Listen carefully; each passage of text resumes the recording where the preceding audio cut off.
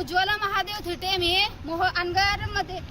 मोहोळमधील अनगर नगर पंचायत निवडणूक लागलेली आहे। मी तिथे इलेक्शनचा फॉर्म भरणार आहे।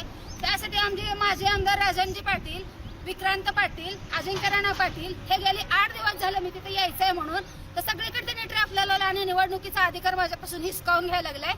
आज मायबाप माझ्या मोहोळच्या जनतेला, सोलापूरच्या जनतेला आणि महाराष्ट्रातील जनतेला मला सांगायचंय, लोकशाही पद्धतीने मी निवडणूक लढवू शकत नाही का? आज न्यायमूर्ती असलेले सरन्यायाधीश भूषण गवई साहेब, देवेंद्र उपाध्याय साहेब, आज शरद पवार चंद्रजी साहेब, सगळ्यांनी तुम्ही बघा की महिलेला अधिकार कसा हिसकावून घेतला जात आहे। तुमची बिनविरोध होऊ द्यायची नाही त्यांना वाटायला लागले। मला अधिकार आहे का नाही ती जनता ठरवेल ना, बिनविरोध करायची का नाही। अर्ज सुद्धा भरू देण्यात यावलीच्या कॉर्नरला हजारो माणसं उभा केलेले आहेत, हिवऱ्याच्या कॉर्नरला, देवळीच्या कॉर्नरला, तर पोलीस प्रशासन काय करताय? 8 दिवस झाले ह्यांना प्रोटेक्शन मागते मी।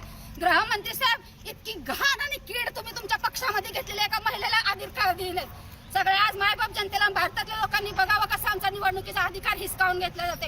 प्रत्येक ठिकाणी ट्रॅप लावलं, 7 8 गाड्या माझ्या मागे लावलेल्या आहेत आणि पोलीस प्रशासन मला अजिबात देत नाही प्रोटेक्शन।